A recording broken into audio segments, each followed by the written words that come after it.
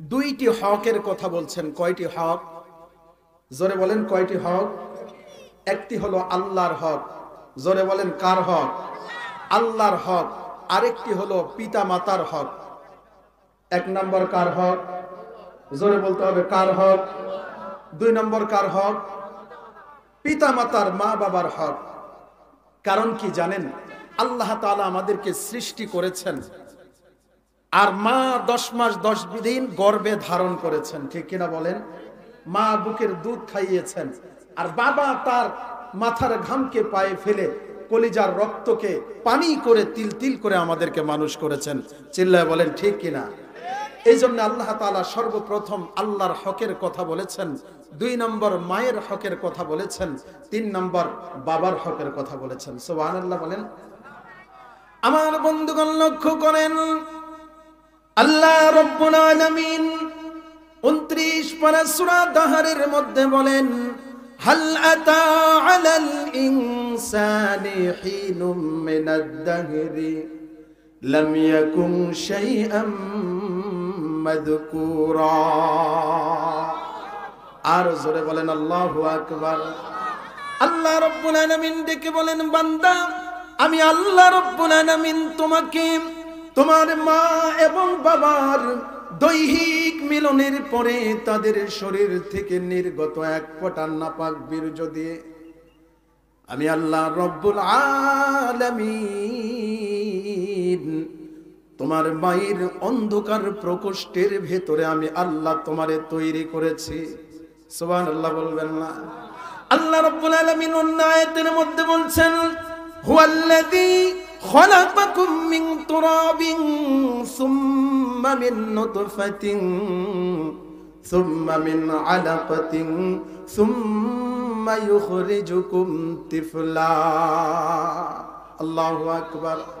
আল্লাহ রাব্বুল আলামিন বলেন, আমি আল্লাহ তোমাকে মায়ের পেটের ভিতরে 10 মাস 10 দিন লালন পালন করেছি।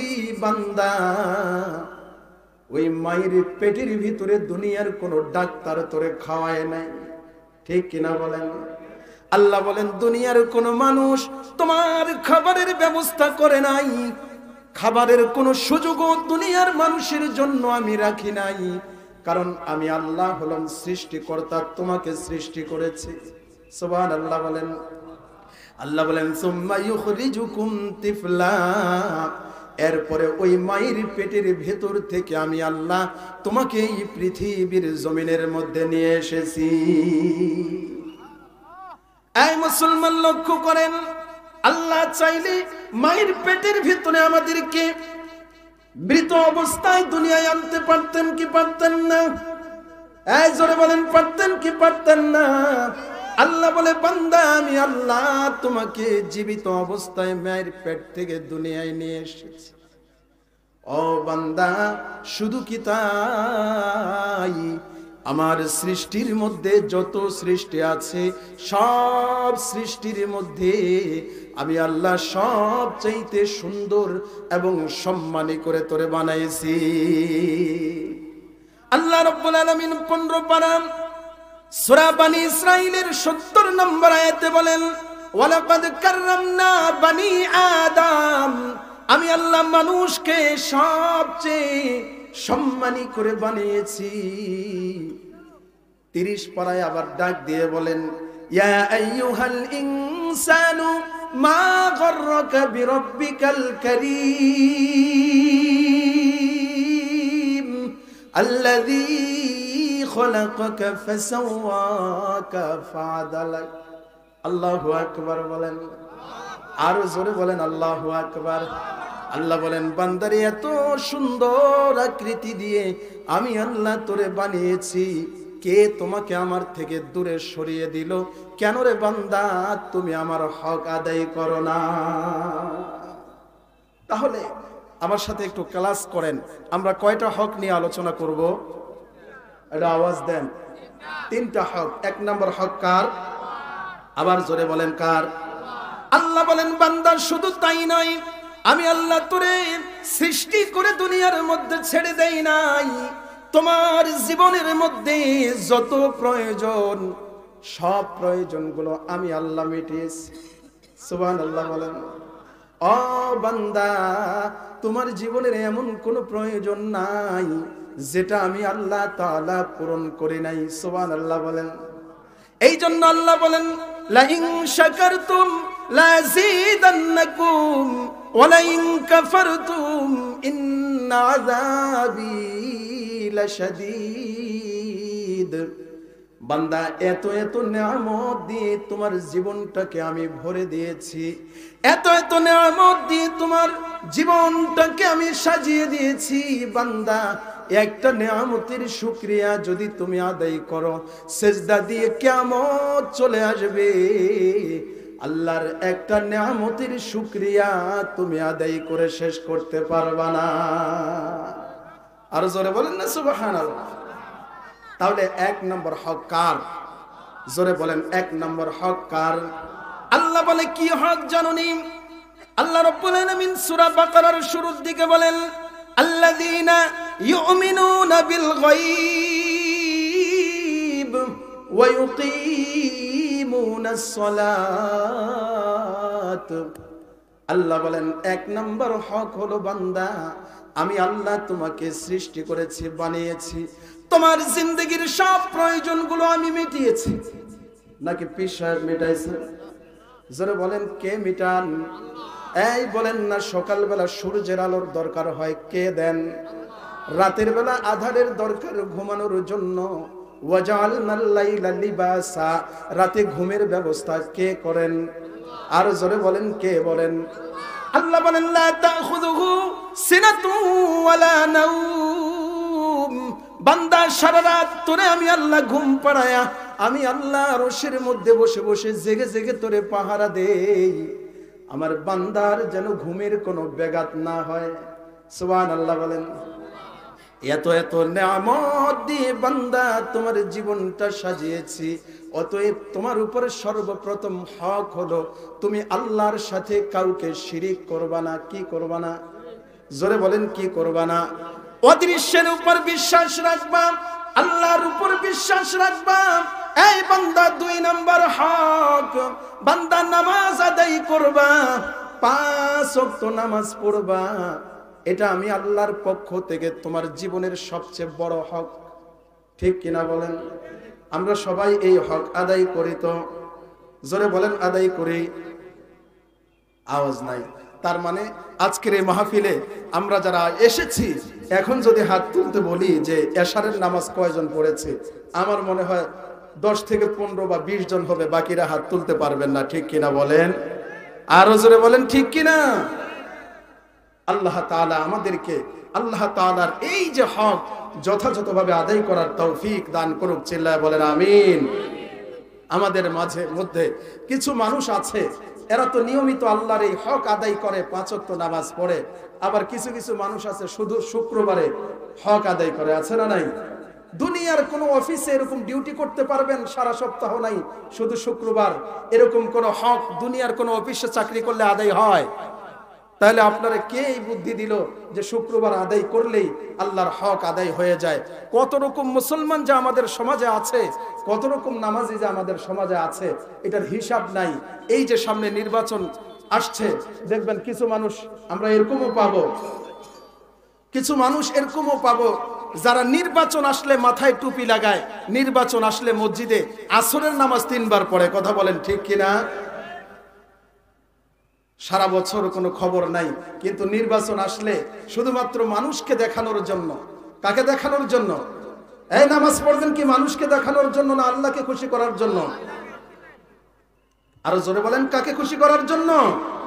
কুল ইন্না সলাতি ওয়া নুসুকি ওয়া মাহইয়ায়া ওয়া মামাতি লিল্লাহি রাব্বিল আলামিন। নামাজ হবে কার জন্য? আরো জোরে বলেন, কার জন্য? আল্লাহর পয়গম্বর বলেন, আউয়ালু মা ইউহাসাবু বিহিল আবদু ইয়াউমাল কিয়ামাতিস সালাহ।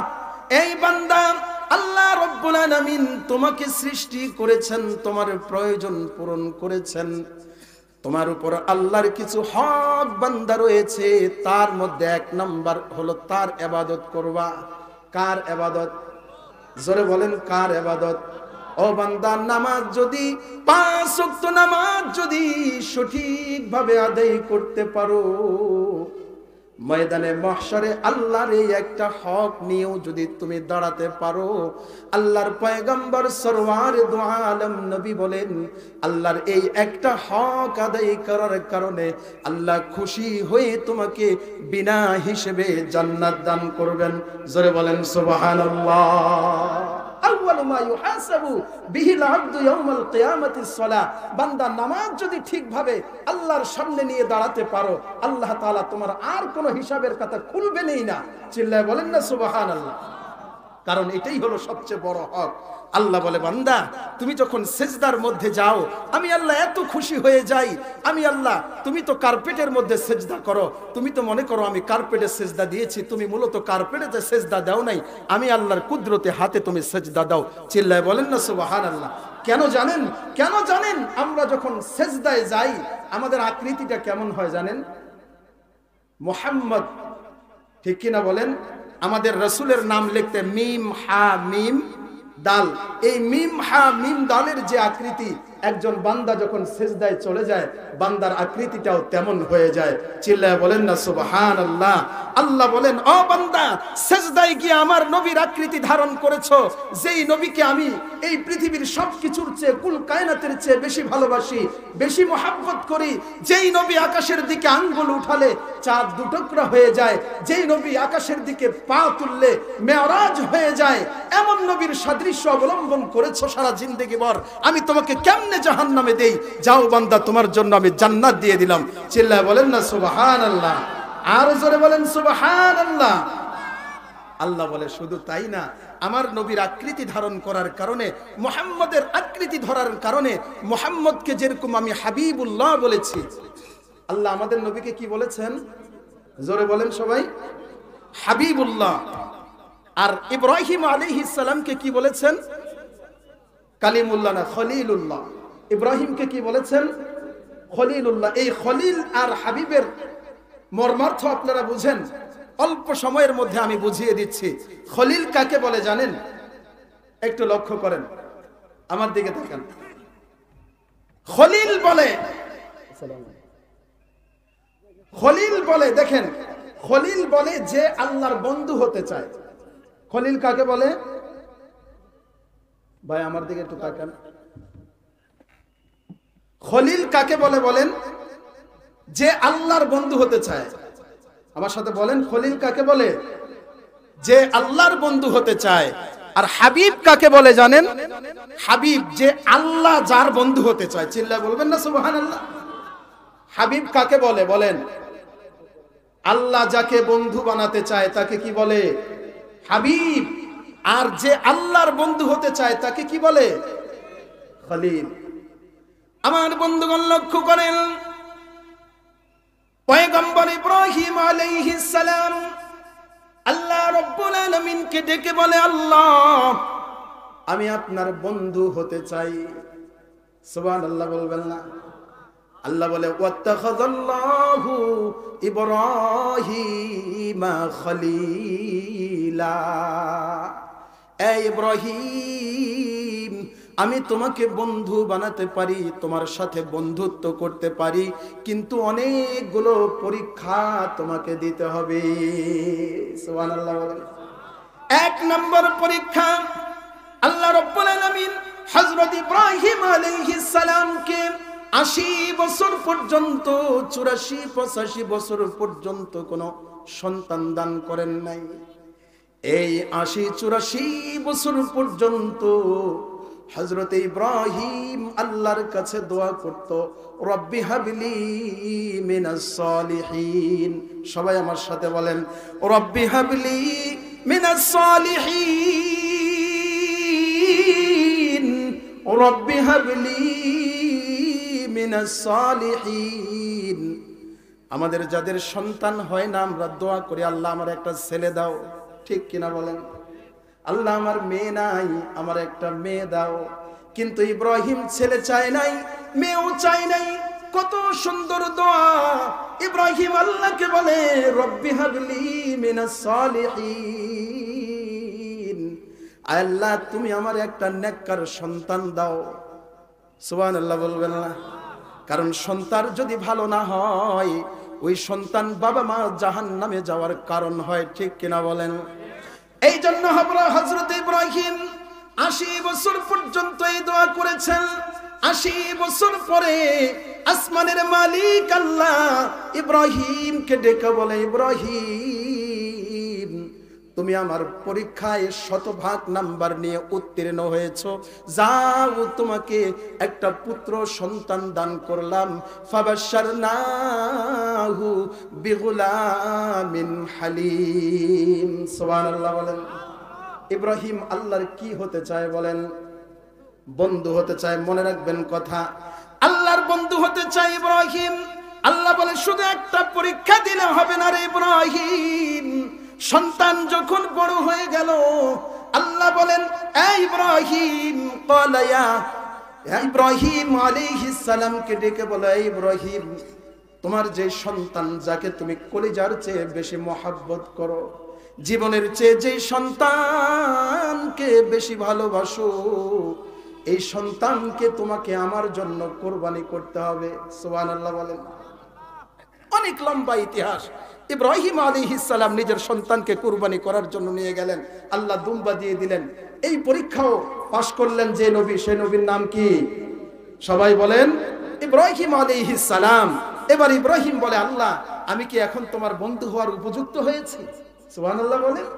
আল্লাহ বলে, না ইব্রাহিম, আমার বন্ধু হতে হলে তোমাকে আরো পরীক্ষা দিতে হবে। কি পরীক্ষা দিতে হবে? আল্লাহ তাআলা এবার হযরত ইব্রাহিম আলাইহিস সালাম নমরুদ আগুনের কুণ্ডলী তৈরি করলেন, ইব্রাহিম আলাইহিস সালামকে ওই আগুনের মধ্যে ফেললেন। জিবরাইল আলাইহিস সালাম চলে আসলেন। জিবরাইল এসে ইব্রাহিম আলাইহিস সালামকে বলছে, ও ইব্রাহিম বলো তোমার কি সাহায্যের প্রয়োজন। আমি জিবরাইল উপস্থিত। হযরত ইব্রাহিম যে জবাবটা দিয়েছেন, কত চমৎকার জবাব। ইব্রাহিম আলাইহিস সালাম বলে, যে আল্লাহর বন্ধু হওয়ার জন্য, যে আল্লাহর মহব্বত পাওয়ার জন্য, যে আল্লাহর ভালোবাসা পাওয়ার জন্য আমি আগুনে নিক্ষিপ্ত হয়েছি, ওই আল্লাহ কি দেখে না যে আমি আগুনের মধ্যে নিক্ষেপ হয়েছি? ও জিবরাইল, ও মিকাইল, তোমাদের কোনো সাহায্যের প্রয়োজন নাই, ওই আল্লাহই আমার জন্য যথেষ্ট। চিল্লায় বলেন সুবহানাল্লাহ। আল্লাহ বলে দিলেন, কুলনা ইয়া নারু কুনি বারদান ওয়া সালামান আলা ইব্রাহিম। আল্লাহু আকবার বলেন। আল্লাহ তাআলা বললেন, হ্যাঁ ইব্রাহিম, এই পরীক্ষাও তুমি পাস, এখন তুমি আমার বন্ধু হতে পারো। চিল্লায় বলেন না সুবহানাল্লাহ। আল্লাহ বলেন, ওয়াত্তাখাযাল্লাহু ইব্রাহিমা খলিলা। আল্লাহ ইব্রাহিমের কাছে বন্ধু হওয়ার আবেদন করেছেন না ইব্রাহিম আবেদন করেছেন? একটু বুঝে থাকলে বলেন, আল্লাহ কি বন্ধুত্ব করার জন্য আবেদন করেছেন নাকি নবী ইব্রাহিম করেছেন? ইব্রাহিম নবী করেছেন। আল্লাহ বলেন, ওয়াত্তাখাযাল্লাহু ইব্রাহিমা খলিলা। এই ইব্রাহিম, আমি তোমাকে বন্ধু বানায় নিলাম। শুধু বন্ধু না, আমি তোমাকে জাতির পিতা বানায় দিলাম। মিল্লাতা আবিকুম ইব্রাহিম হুয়া সাম্মাকুমুল মুসলিমিন। আল্লাহু আকবার বলেন। আমাদের জাতির পিতা কে? পিছনের ভাইরা বলেন না, জাতির পিতা বলতে এখন ভয় আছে নাকি? কিছুদিন আগে ভয় ছিল, কিছু মানুষ বলতো, কিছু মানুষ মুখের মধ্যে কুলো পেটে বসে থাকতো, কারণ তাদের জাতির পিতা ছিল শেখ বঙ্গবন্ধু, শেষ মুসিবতের রহমত। কথা বলেন ঠিক কিনা? আমাদের জাতির পিতার নাম কি? ইব্রাহিম। এটা কি শুধু আমাদের, না কিয়ামত পর্যন্ত যত মানুষ আসবে তত মানুষের জন্য জাতির পিতা ইব্রাহিম? চিল্লায় বলেন না সুবহানাল্লাহ। আমার বন্ধুগণ লক্ষ্য করেন, আল্লাহ রাব্বুল আলামিন যখন এই ঘোষণা করলেন, আল্লাহর একজন ফেরেশতা আল্লাহ রাব্বুল আলামিনকে ডেকে বলে, আল্লাহ তুমি ইব্রাহিম আলাইহিস সালামকে বন্ধু বানিয়েছো, কারণটা আমি বুঝতে পারি নাই। ইব্রাহিম আলাইহিস সালামকে তুমি জাতির পিতা ঘোষণা করেছো, আল্লাহ আমি কারণটা বুঝতে পারি নাই। আরো কত সম্মানী, আরো কত সম্মানী পয়গম্বর আছে, কেন তুমি আজরের সন্তান ইব্রাহিমকে জাতির পিতা বানালে? আল্লাহ ওই ফেরেশতাকে ডেকে বলে, এই ফেরেশতা, কেন ইব্রাহিমকে জাতির পিতা বানিয়েছে? কেন ইব্রাহিমকে আমার বন্ধু বানিয়েছি রে ফেরেশতা? এটা যদি তুমি জানতে চাও, ইব্রাহিম আলাইহিস সালামের কাছে চলে যাও। সুবহানাল্লাহ বলেন। ফেরেশতা এবার পয়গম্বর ইব্রাহিম আলাইহিস সালামের কাছে চলে আসছেন। এসে থেকে সারাদিন পয়গম্বর সুলাইমান সুবহানাল্লাহ সুবহানাল্লাহ আলহামদুলিল্লাহ আলহামদুলিল্লাহ আল্লাহু আকবার আল্লাহু আকবার সারাদিন আল্লাহ নামের জিকির করে। ইব্রাহিম এমন কোনো কাজ বাকি নাই যেই কাজটা আল্লাহর জন্য করে না। ইব্রাহিমের সব কাজ করেন তার মালিক আল্লাহকে খুশি করার জন্য। সুবহানাল্লাহ বলেন। সারাদিন ইব্রাহিম আলাইহিস সালামের কণ্ঠে সুবহানাল্লাহ আলহামদুলিল্লাহ শোনার পরে ফেরেশতা অবাক হয়ে গেলেন, একটা মানুষ কিভাবে এত আল্লাহর পাগল হতে পারে। ফেরেশতার মুখ দিয়ে এবার আশ্চর্য হয়ে বের হয়ে গেল সুবহানাল্লাহ। আপনারাও বলেন না সুবহানাল্লাহ। হযরত ইব্রাহিম এবার ওই ফেরেশতাকে মানুষ রূপে ওই ফেরেশতাকে ডেকে বলে, কে ভাই তুমি? তোমার চিনি না আমি, কোন গ্রামে তোমার বাড়ি তাও জানি না, কিন্তু তোমার জবানে আমার মালিকের নাম উচ্চারণ করেছো। তোমার জবানে আমার মালিকের নাম উচ্চারণ করার কারণে আমার এই বিশাল বকরির পালটা আমি তোমারে দিয়ে দিলাম। সুবহানাল্লাহ বলে। এবার বকরির পাল পাওয়ার পরে ফেরেশতা বলে আলহামদুলিল্লাহ। কি বলে? নেয়ামত পাওয়ার পরে কি বলতে হয়? জোরে বলেন কি বলতে হয়? ফেরেশতা যখন বলে আলহামদুলিল্লাহ, ইব্রাহিম দেখে বলে, এই ফেরেশতা তুমি আবার আমার মালিকের নাম উচ্চারণ করেছো, যাও আমার এই গরুর পালটা তোমারে দিয়ে দিলাম, কারণ আমার এই গরুর পালের চেয়ে কোটি কোটি গুণ বেশি দামি আল্লাহ নামের শব্দটা। সুবহানাল্লাহ বলবেন না? ফেরেশতা এবার গরুর পাল নিয়ে আবার বলে আলহামদুলিল্লাহ। ইব্রাহিম নবী বলে, এই ভাই তুমি আবার আমার মালিকের নাম উচ্চারণ করেছো, যাও এই উটের পালটাও আমি তোমারে দিয়ে দিলাম। আমার বন্ধুগণ লক্ষ্য করেন, ইব্রাহিম হযরত ইব্রাহিম আলাইহিস সালামের কাছে সর্বপ্রথম যে পরীক্ষাটা নিলেন সেটা কি মনে আছে আপনাদের পিছনের ওয়াজ? 80 বছর পর্যন্ত তিনাকে কি দেন নাই? সন্তান দেয় নাই। 80 বছর পরে সন্তান আল্লাহ দিতে পারেন কি পারেন না? কথা বলেন। আল্লাহ তাআলা বাবা ছাড়া সন্তান দিতে পারেন না?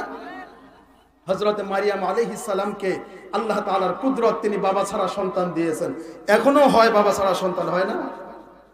কথা বলে না, হয় না? আমাদের এদিকে হয় না মনে হয় নাকি? এই যে আল্লাহর কুদরত, আল্লাহ তাআলা মারিয়াম আলাইহিস সালামকে বাবা ছাড়া সন্তান দিয়েছেন। এখনো বর্তমানে আমরা দেখি যে বাবা ছাড়া কিছু সন্তান হয় যেগুলোকে ডাস্টবিনের মধ্যে পাওয়া যায়। কথা বলেন ঠিক কিনা? আরো জোরে বলেন ঠিক কিনা? তো আল্লাহ তাআলা ইব্রাহিম আলাইহিস সালামকে পরীক্ষা নিলেন, একের পর এক পরীক্ষা, একের পর এক পরীক্ষা। কি কারণে? আল্লাহ বলেন ইব্রাহিম আমার বন্ধু হতে চেয়েছে, আমার বন্ধুর উপযুক্ত কিনা এই জন্য এতগুলো পরীক্ষা আমি নিয়েছি। চিল্লায় বলেন সুবহানাল্লাহ। আর মুহাম্মদুর রাসূলুল্লাহ এমন একজন নবী যাকে আল্লাহ বলেন, ও নবী আমি আপনাকে বন্ধু বানাতে চাই। আরে সুবহানাল্লাহ কয় না? জোরে বলেন সুবহানাল্লাহ। ইব্রাহিম একের পর এক পরীক্ষা দিয়ে আল্লাহর বন্ধু হয়েছেন। আর আল্লাহ মুহাম্মদুর রাসূলুল্লাহকে বলে, ওগো নবীজি আমি আপনাকে বন্ধু বানাতে চাই, আপনাকে হাউজে কাউসার দিলাম, আপনাকে শাফায়েতে কুবরা দিলাম, আপনাকে শ্রেষ্ঠ নবী বানিয়ে দিলাম, আপনাকে এই এই এই এই সব কিছু দিলাম, আপনি কি আমারে বন্ধু বানাবেন? সুবহানাল্লাহ বলেন। আমার বন্ধুগণ লক্ষ্য করেন, আল্লাহ রাব্বুল আলামিন বলেন, আল্লাহর এক নম্বর হক মনে আছে? কি এক নম্বর হক? বান্দা তুমি ইবাদত করবে একমাত্র আল্লাহর জন্য, 5 ওয়াক্ত নামাজ পড়বে। বান্দা এই হকটা আদায় করতে গিয়ে ওই যে সিজদায় যখন চলে যাও, আমার নবীর সাদৃশ্য তোমার ভেতরে আসার কারণে আমার নবীকে যেমন আমি হাবিবুল্লাহ বানিয়েছি, ও বান্দা তোমার ইব্রাহিমের মতো পরীক্ষা দিতে হবে না, আমি তোমার দিকে হাত বাড়াইয়া দিলাম। মুহাম্মদের সাদৃশ্যতা অবলম্বন করার কারণে আমি আল্লাহ রব্বুল আলামিন তোমাকেও হাবিব বানায় নিলাম। আল্লাহর হাবিব কারা কারা হতে চান একটু দুহাত তুলে একটু আল্লাহকে দেখান তো, একটু হাতগুলো নাড়া দেন, এইভাবে নাড়া দেন, বলেন আল্লাহ, জোরে বলেন আল্লাহ। আমরা তোমার বন্ধু হতে চাই, তোমার হাবিব হতে চাই। তোমার হাবিব হতে গেলে যে আমল করা দরকার আমরা যেন সেই আমল আমরণ করতে পারি, সেই তৌফিক তুমি আমাদেরকে দান করেন। বলেন আমিন। হাত নামান, আরো জোরে নামান, আরো জোরে বলেন আমিন। আমার ভাইয়েরা, এই যে নামাজ, যেটা দ্বারা বান্দার আল্লাহর সাথে বন্ধুত্ব হয়, যেটার দ্বারা বান্দা তার জান্নাত লাভ করবে, যেটার দ্বারা বান্দা সাধারণ মানুষ থেকে হাবিব হয়ে যায়, আল্লাহর বন্ধুতে রূপান্তরিত হয়ে যায়, এই নামাজের বেলায় আমরা সবচেয়ে বড় অবহেলা করি। কথা বলেন ঠিক কিনা? আরো জোরে বলেন ঠিক কিনা? এমনি যারা মানুষ আছে এরা তো অবহেলা করেই, আরে যারা নামাজি আছে 5 ওয়াক্ত নামাজ পড়ে, এরাও মসজিদে গেলে মনে হয় মসজিদটা জেলখানা। কথা বলেন ঠিক কিনা? চায়ের দোকানে অর্ডার দেয়, চা বানাও, চা দোকানদার কয় চাচা আজান তো দিছে, নামাজ পড়বেন না? কয় রে একামত শুরু হয়েছে, তুই চা বানা, নামাজ পড়তে কি সময় লাগে নাকি? মই যা মার আসিম। কথা বোঝেন নাই? আইসা মই ফোকাস চা। এরকম মুসল্লি আছে না নাই? আহারে মসজিদে গেছে, একটু যদি বৃষ্টি হয়, একটু যদি বৃষ্টি হয়, নামাজ ছেড়ে নামাজ শেষ হওয়ার পরে জানলার পাশে এতিমের মতো দাঁড়ায় থাকে, কখন বৃষ্টি ছাড়বে, কখন বৃষ্টি ছাড়বে। আছে না নাই? কথা বলেন আছে না নাই? মনে হয় যেন মসজিদে গেলে তাকে কে জেলখানার মধ্যে আবদ্ধ করে রাখছে। অথচ চায়ের দোকানে বিবিসির হেডকোয়ার্টারে বসে ঘন্টার পর ঘন্টা, ঘন্টার পর ঘন্টা চা ফুকায়, টিভির মধ্যে কি নাচ গান দেখে, নর্তকীর নাচ গান দেখে, তখন মুসলমানের বিরক্ত আসে না? কথা বলেন ঠিক কিনা? শুধু নামাজ পড়তে গেলেই ইমাম সাহেব যদি লম্বা কেরাত ধরে, পিছন থেকে উহা শুরু হয়ে যায়, কাশ দেওয়া শুরু হয়ে যায়, কত কি যে করে যে ইমাম সাহেব সে ভালো জানে। আল্লাহ তাআলা আমাদেরকে হেফাজত করুক, বলেন আমিন। আরো জোরে বলেন আমিন। নামাজ পড়বেন তো ইনশাআল্লাহ ঠিক মতন? আল্লাহ কবুল করুক, বলেন আমিন। অথচ 40 বছর, 50 বছর, 70 বছর বয়স কত মুরব্বী জীবনে একটা সেজদা মসজিদের মধ্যে গিয়ে করে না। কত বছর পর্যন্ত মসজিদে যায় না, সে নিজেও জানে না যে সেজদার মাধ্যমে সে মালিকের সাথে সম্পর্ক করবে, যে সেজদার মাধ্যমে সে মালিকের বন্ধুত্ব অর্জন করবে, যেই সেজদার মাধ্যমে সে তার জান্নাত নিশ্চিত করবে। কতদিন পর্যন্ত নামাজ পড়ে না, মুরব্বী নিজেও জানে না। আছে না এরকম মুরব্বী? আরে বাপ রে বাপ, 2-1 মুরব্বী আমার মসজিদে এক মুসল্লি নামাজ পড়তেছে এইভাবে, এরকম দেখছেন কোনদিন? মুরব্বীরে জিজ্ঞেস করলাম, মুরব্বী আপনার নামাজ তো অনেক সুন্দরী হইতেছে, ভালোই হইতেছে, একটু আলহামদু সূরাটা আমারে শোনান তো। কয় হুজুর 3 আয়াত পারি। সুবহানাল্লাহ কোন 3 আয়াত পারি। অথচ ওনার এই যে খুব এটা দেখে মনে করবেন যে কত যে মাখরাজের সাথে নামাজ আদায় করতেছে। উনি 3 আয়াত পারেন আলহামদু সূরা, এটা দিয়ে 70 বছর চালাই দিতেছে। কোন গুরুত্ব আছে? এই নামাজ দিয়ে আল্লাহর বন্ধুত্ব অর্জন করা যাবে? কি বলেন আপনারা? জোরে বলেন, এই নামাজ দিয়ে আল্লাহর বন্ধুত্ব অর্জন করা যাবে? আমার বন্ধুগণ লক্ষ্য করেন, আল্লাহ রাব্বুল আলামিন বলেন, ইন্নাস সালাতা তানহা আনিল ফাহশাই ওয়াল মুনকার। বান্দা নামাজ যদি সুন্দরভাবে পড়তে পারো, তোমার নামাজটা যদি সুন্দর হয়ে যায়, নামাজ তোমাকে দুনিয়ার সমস্ত খারাপ কাজ থেকে বিরত রাখবে। নামাজও পড়ে শুধু খায়, নামাজও পড়ে মিথ্যা কথাও বলে, আছে না নাই? এই যে ইন্নাস সালাতা তানহা আনিল ফাহশাই ওয়াল মুনকার, এই আয়াতের ব্যাখ্যা অনেক গভীর, অনেক লম্বা। কোন মানুষের নামাজ যদি ঠিক হয়ে যায়, যেই সমাজের মানুষের নামাজ ঠিক হয়ে যাবে, ওই সমাজের মধ্যে সুদ থাকতে পারে না। কথা বলেন ঠিক কিনা? যেই সমাজের মানুষের নামাজ সুন্দর হয়ে যাবে ওই সমাজের মধ্যে চুরি ডাকাতি থাকবে না। যেই সমাজের মানুষের মধ্যে নামাজ প্রতিষ্ঠিত হয়ে যাবে, নামাজ সুন্দর হয়ে যাবে, ওই সমাজের মধ্যে কোনো দুর্নীতি থাকতে পারে না। চিল্লায় বলেন ঠিক কিনা? আজকে এই যে এত দুর্নীতি, এক দরবেশ গোটা পদ্মা সেতুর চেয়েও বেশি টাকা খেয়ে শেষ করে দিয়েছে। কথা বলেন ঠিক কিনা? কারণ কি? কারণ হলো এদেশে নামাজ নাই। আল্লাহ বলেন ইন্নাস সালাতা তানহা আনিল ফাহশাই ওয়াল মুনকার। যদি নামাজ সমাজের মধ্যে প্রতিষ্ঠিত হয়ে যায়, সারা পৃথিবীটা জান্নাতে রূপান্তরিত হয়ে যাবে। চিল্লায় বলেন সুবহানাল্লাহ। আল্লাহ বলে বান্দা তুমি যদি নামাজ পড়ো, এই দিকে লক্ষ্য করেন, আজকে আমাদের এত দুর্গতি, এত আমরা নির্যাতিত, নিষ্পেষিত, এত অবহেলিত, পদদলিত, এর কারণ হলো আমরা আল্লাহর যেই হক নামাজ, এই হকটা আদায় করি না। চিল্লায় বলেন ঠিক কিনা? আল্লাহ বলেন হক আদায় করো। ওয়া তুইজ্জু মান তাশা ওয়া তুযিল্লু মান তাশা বিয়াদিকাল খায়র। আমি আল্লাহ তোমাকে সারা পৃথিবীর মধ্যে রাজত্ব দান করব। চিল্লায় বলেন সুবহানাল্লাহ। আমার বন্ধুগণ লক্ষ্য করেন, আল্লাহ বলেন ওয়ালা তাহিনু ওয়ালা তাহজানু ওয়া আনতুমুল আ'লাউন ইন কুনতুম মুমিনিন। আল্লাহু আকবার বলেন। আল্লাহ বলেন বান্দা তুমি যদি নামাজটাকে সুন্দর করতে পারো, ওয়ালা তাহিনু ওয়ালা তাহজানু, তোমার কোনো চিন্তা নাই, কোনো পেরেশানি নাই, তুমি যদি আমার হক আদায় করো, যদি ইমানদার হয়ে যাও, সারা পৃথিবীর মধ্যে আমি আল্লাহ তোমাকে রাজত্ব দান করব। চিল্লায় বলেন না সুবহানাল্লাহ। আজকে আমাদের মধ্যে যে গজবগুলো আসে, গজব বলেন, গুজব বলেন, মাঝে মাঝে তো গুজব আসে, মাঝে মাঝে আসে গজব, এই গজবের ভিতরে আবার গুজবও ঢুকে, ঠিক কিনা? আল্লাহ বলেন এই যে আমরা আজকে 15 বছর 17 বছর থেকে নির্যাতিত কিনা বাংলার মুসলমান? কথা বলেন নির্যাতিত কিনা? কথা বলার বাক স্বাধীনতা আমরা হারিয়ে ফেলেছি। অদৃশ্য এক শিকলের মধ্যে আমরা বন্দী হয়েছিলাম বিগত 15 বছর, ঠিক কিনা বলেন? আল্লাহ বলে কারণ কি জানো? কারণ হলো তোমরা আমার হক আদায় করো নাই। আমার হক যখন তোমরা আদায় না করবা, আমার হক যখন যথাযথভাবে আদায় না করবা, আমি আল্লাহ তোমাদেরকে এমন গজবের মধ্যে চাপিয়ে দিব যে গজব থেকে তোমরা সহজে বের হতে পারবে না। কার কথা? জোরে বলেন কার কথা? 15 বছর পর্যন্ত এক গজব তো আল্লাহ দিয়ে রেখেছেন, পাশাপাশি সিরিজ আকারে একটার পর একটা গজব আসছে আসছে আসছে। কথা বলেন ঠিক কিনা? জোরে বলেন ঠিক কিনা? একবার গজব আসলো সোয়া ধরা, আপনাদের মনে আছে? মনে আছে?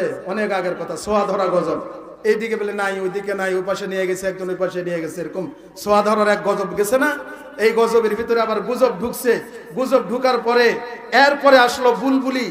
কি আসছে? বুলবুলি, এক ঝড় আইসা বলে বাংলাদেশ উড়াই নিয়ে যাবে। দক্ষিণবঙ্গে একবারে 10 নম্বর সতর্ক সংকেত দিয়ে দিয়েছে। মনে আছে আপনাদের? অনেক আগের কথা বলতেছি। এ বুলবুলি আইসা এমন ভাবে হানা দিল, এক চাচা মিয়া সকালবেলা বাথরুম খুঁজে দেখে যে বাথরুম নাই। কথা বুঝেন নাই? গোটা গ্রাম খুঁজে বাথরুম নাই, পরে দেখে যে পাশের বাড়ি চাচার বাড়ির উপরে উঠে আছে বাথরুম। কথা বুঝেন নাই? তো এই যে গজব, এগুলো আল্লাহ তাআলা কেন দেন? জোরে বলেন কেন দেন? আল্লাহর হক না আদায় করার কারণে। চিল্লায় বলেন ঠিক কিনা? এরপরে আরেকটা গজব আসলো ডেঙ্গু। মনে আছে? ডেঙ্গু এমন ভাবে দিনে 30 জন 40-50 জন পর্যন্ত মানুষ মারা যায় বিদেশ থেকে। এরপরে স্প্রে আনা হলো, ওষুধ আনা হলো, ওষুধ আনে দেখা গেল যে বাংলাদেশের মশাই মরে না, কি ডেঙ্গু মশা মরবে, ঠিক না? কথা বলেন ঠিক কিনা? এরপরে আবার আসলো করোনা। মনে আছে আপনাদের? আমরা ভুলে গেছি। অথচ করোনা এমন কিছু শিখিয়ে আমাদেরকে গেছে, এমন শিক্ষা দিয়ে গেছে, আগামী 500 বছর পর্যন্ত মানুষ এই করোনাকে মনে রাখার কথা দরকার ছিল। চিল্লায় বলেন ঠিক কিনা? আমরা এতদিন পর্যন্ত কোরআনে শুনেছি বাবা সন্তানকে চিনবে না হাসরের মাঠে, মা সন্তানের পরিচয় দিবে না হাসরের মাঠে, কিন্তু দুনিয়ার জমিনে করোনা আমাদেরকে সেটা শিখিয়েছে। চিল্লায় বলেন ঠিক কিনা? কিন্তু আমরা কি করেছি জানেন? আমি জরিপ করে দেখেছি বাংলাদেশের মধ্যে ওই করোনার সময় সবচেয়ে বেশি এমবি বিক্রি হয়েছে।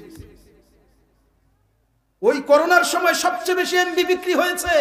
তার মানে ঘরের মধ্যে বসে বসে ওই করোনার সময়ও আমরা সবচেয়ে বেশি নাফরমানিতে লিপ্ত ছিলাম। চিল্লায় বলেন ঠিক কিনা? এরপরে গুজব আর গজব আসতে আসতে কিছুদিন আগে আসলো পেঁয়াজের মধ্যে। কিসের মধ্যে? 30 টাকার পেঁয়াজ 300 টাকা দিয়ে খুঁজে পাওয়া যায় না। কথা কয়েন না কেন? চাচা মিয়া সকালবেলা বাজারত গেছে ব্যাগ নিয়ে, এই পেঁয়াজ কত টাকা কইছে 100 টাকা, কাইলে নিনু 30 টাকা, আজকে 100 টাকা, পেঁয়াজ নিম নাই, কালকা নিম, কাল দাম কমুক। পরের দিন যায় দেখে 150, হায় হায়, কয় আইজো নিম নাই, দাম কমুক। তারপরের দিন গেছে 200, তারপরের দিন যায় 300। চাচা মিয়া এবার আল্লাহর নাম নিয়ে কয় আমি মুলা নিয়ে বাড়ি যাব। কথা বলেন ঠিক কিনা?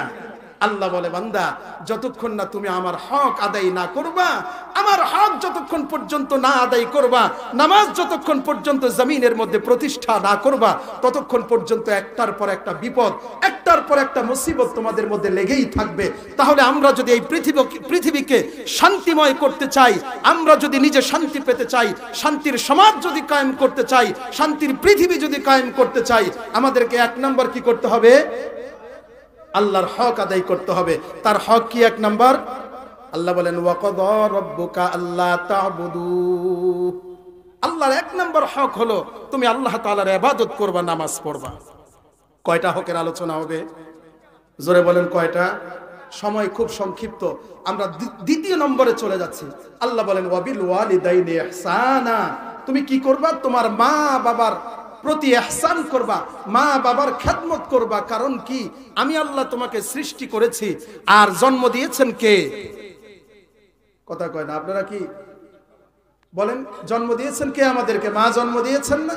10 মাস 10 দিন কে গর্ভে ধারণ করেছেন? মা। এই যে দীর্ঘ 2 বছর পর্যন্ত আমাদেরকে দুধ খাইয়েছেন কে? মা।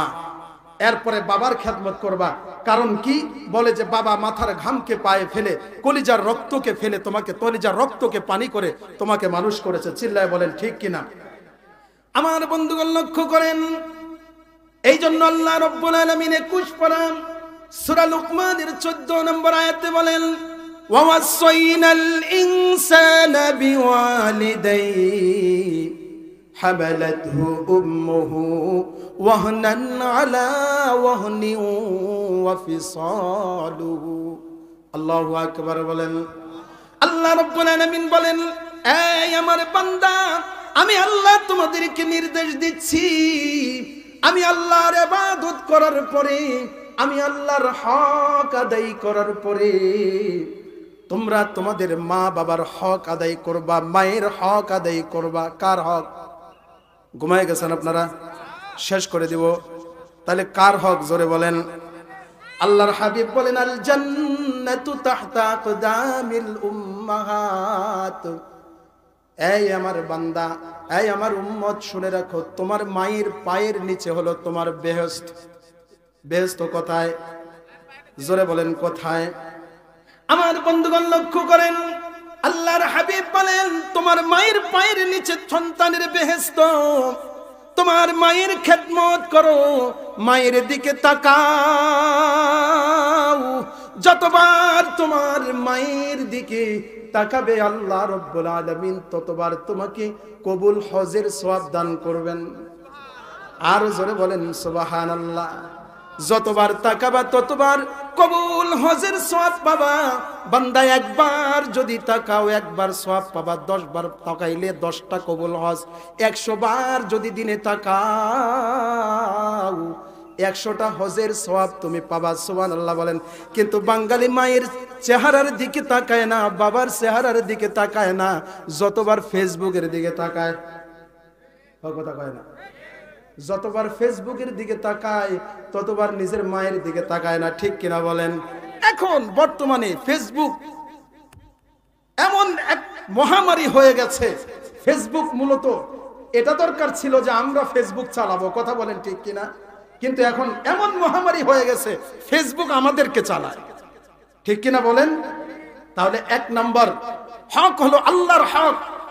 এর মধ্যে সর্বপ্রথম যে হক সেটা হলো আমরা নামাজ পড়ব। 2 নম্বর হক কি বলেন? মায়ের খেদমত করব। আমার ভাইরা, পাকিস্তানের জাস্টিস তাকি উসমানী আপনারা হয়তো অনেকে চিনবেন, যারা আলেম ওলামা আছে তারা সবাই চিনে। বিশ্ববরণ্য একজন আলেম, অনেক বড় একজন আলেম। উনি ওনার একটা ঘটনা বর্ণনা করতে গিয়ে বলেন, আমার বাবা অসুস্থ, আমি হজে যাব, সবকিছু কমপ্লিট, ব্যাগ নিয়ে বের হব, এমন সময় দেখি বাবা অসুস্থ। হজে যাওয়া ক্যান্সেল করে দিলাম। বাবা জিজ্ঞেস করলো, বাবা তুমি হজে যাবা না? বললাম যে হজে যাওয়ার চেয়ে বড় হজ হলো তোমাকে খেদমত করা। চিল্লায় বলেন না সুবহানাল্লাহ। হজে যাওয়ার চেয়ে বড় হজ হলো তোমার চেহারা দেখা কোন সময় মদিনার চেয়ে মায়ের মূল্য বেশি হয়ে যায়। সুবহানাল্লাহ বলেন। কোন সময় কাবার চেয়ে বাবার মূল্য আল্লাহর কাছে বেশি হয়ে যায়। সুবহানাল্লাহ বলেন। ওই যে ওয়াইসুল করনি নামে এক পাগল ছিল, আল্লাহর হাবিব হযরতে ওমরকে ডেকে বলছেন, ওমর, আমার ইন্তেকালের পরে এই মদিনায় একটা পাগল আসবে, নাম তার ওয়াইসুল করনি। নাম কি? আমার বন্ধুগণ লক্ষ্য করেন, আল্লাহর পয়গম্বর হযরত ওমরকে ডেকে বলে, ওমর, আমার ইন্তেকালের পরে আমার এক পাগল ওয়াইসুল করনি মদিনায় আসবে। ওয়াইসুল করনি যখন মদিনায় আসবে রে ওমর, তুমি নিজের জন্য ওয়াইসুল করনির কাছে দোয়া চেয়ে নেবে। বলেন না সুবহানাল্লাহ। এই ওমর আমার গুনাহগার উম্মতের জন্য দোয়া করতে বলবে। শুধু তাই নয় রে ওমর, আল্লাহর পয়গম্বর একটা জুব্বা বের করলেন, পাঞ্জাবি বের করে হযরত ওমরের হাতে দিলেন। ওমর, এই জুব্বাটা তোমার কাছে আমানত রেখে গেলাম। ওয়াইসুল করনি যখন মদিনায় আসবে, আমার এই জুব্বাটা তুমি ওয়াইসুল করনিকে হাদিয়া দিবে। সুবহানাল্লাহ বলেন। হযরতে ওমর রাদিয়াল্লাহু তাআলা আনহু আল্লাহর পয়গম্বরকে এবার জিজ্ঞেস করে, কে এই ওয়াইসুল করনি? ওগো আল্লাহর পয়গম্বর, জীবনে কোনোদিন দেখি নাই, জীবনে কোনোদিন তার নাম পর্যন্ত শুনি নাই। কে এই ওয়াইসুল করনি? আল্লাহর পয়গম্বর ডেকে বলে, এই ওমর, ওয়াইসুল করনি কোনো সাধারণ মানুষ নয়। সুবহানাল্লাহ বলেন। এই ওমর, ওয়াইসুল করনি কোনো সাধারণ মানুষ নয়। নবীর যুগে জন্মগ্রহণ করেছে, এরপরও নবী দেখতে পারে নাই। আমার কাছে খবর পাঠিয়েছিল, রে গো আল্লাহর নবী, আমি আপনার চেহারাটা একবার দেখতে চাই, কিন্তু আমার মা বাড়িতে অসুস্থ, আমি কি আপনার দরবারে আসব? আল্লাহর পয়গম্বর হযরতে ওয়াইসুল করনিকে বলে, না রে ওয়াইসুল করনি, নবীর চেহারা দেখার চেয়ে তোমার মায়ের খেদমতের ভেতরে আল্লাহ তাআলা বেশি কল্যাণ রেখেছেন। জোরে বলেন সুবহানাল্লাহ। ওয়াইসুল করনি মায়ের খেদমত করে আর কাঁদে নবী দেখার জন্য, কিন্তু যেতে পারে না। একদিন খবর পেয়েছে ওই উহুদের প্রান্তে আল্লাহর পয়গম্বরের দাঁত শহীদ হয়ে গিয়েছে। ওয়াইসুল করনি এবার হাতের মধ্যে পাথর নিয়েছে, একটা একটা করে দাঁত ওয়াইসুল করনি নিজের মুখের দাঁতগুলো নিজে নিজে ভাঙ্গে আর বলে, যেই দুনিয়ায় আমার পয়গম্বরের মুখে দাঁত থাকে না, যেই দুনিয়ায় আমার পয়গম্বরের মুখে দাঁত থাকতে দেয় না কাফেররা, এই আল্লাহ রাব্বুল আলামিন এমন কিছু মর্যাদা দান করেছেন যা পৃথিবীর কোন পুরুষকে আল্লাহ তাআলা দান করেন নাই। জোরে বলেন না সুবহানাল্লাহ। সময় শেষ, এক ছোট্ট করে বলে যাই। এক নম্বর, মহিলাদেরকে আল্লাহ তাআলা যে সম্মানটা দান করেছেন, মহিলার মাকে আল্লাহ তাআলা মায়ের সম্মান দান করেছেন। চিল্লায় বলেন না সুবহানাল্লাহ। আল্লাহ বলেন নাই কোন বাবার পায়ের নিচে সন্তানের বেহেশত। কার পায়ের নিচে সন্তানের বেহেশত? এক নম্বর।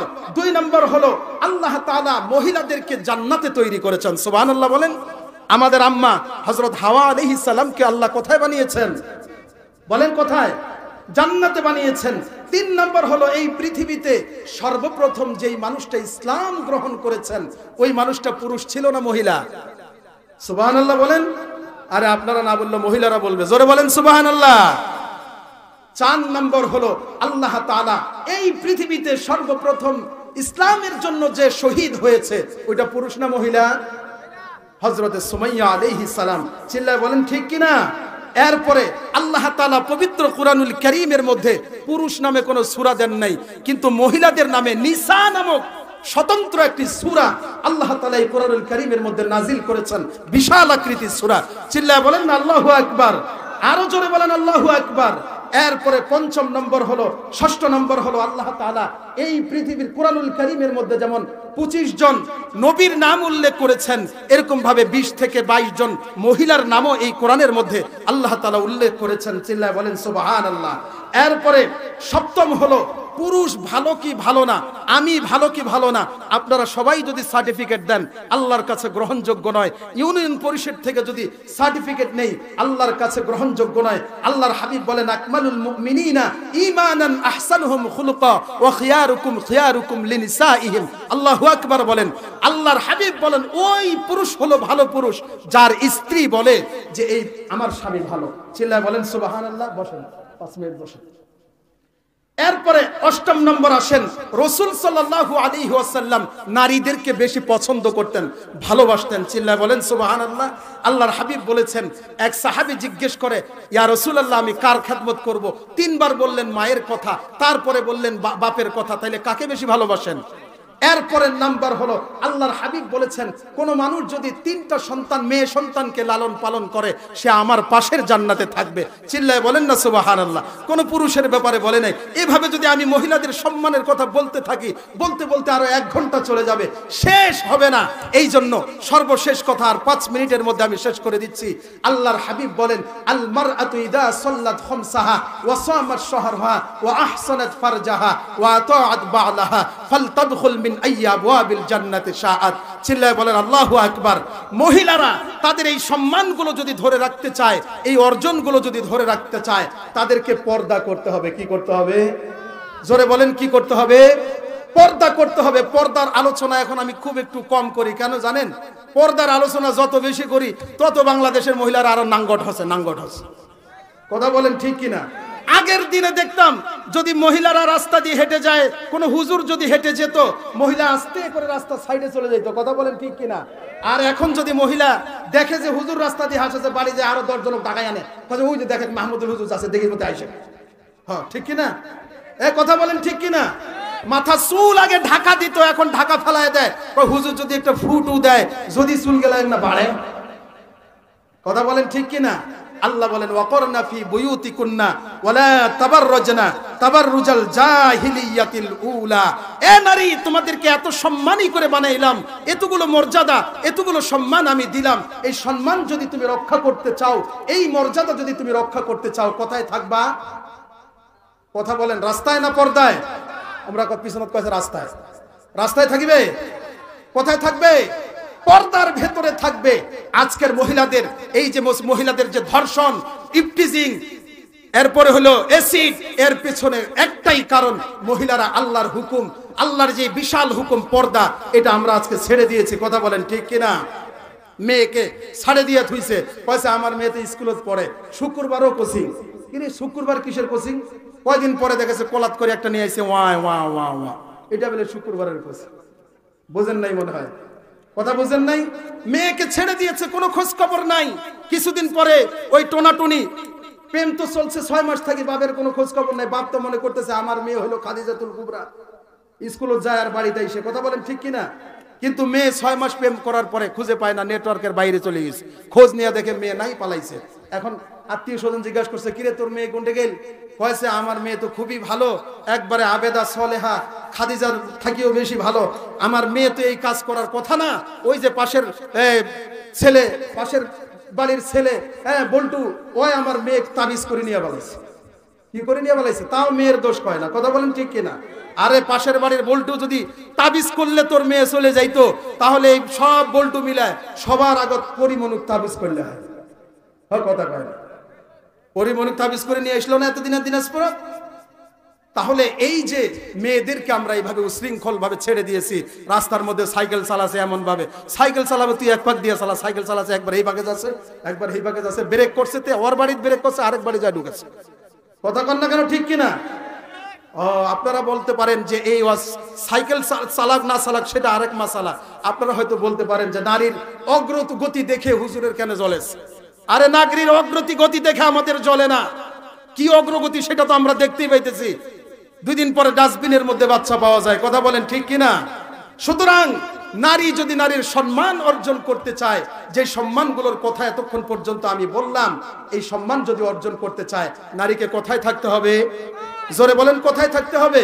পর্দায় থাকতে হবে। তাহলে নারীর হক আল্লাহ তাআলা আমরা যেন আমাদের মা বাবার হক সঠিকভাবে আদায় করতে পারি, আল্লাহর হক যেন সঠিকভাবে আদায় করতে পারি।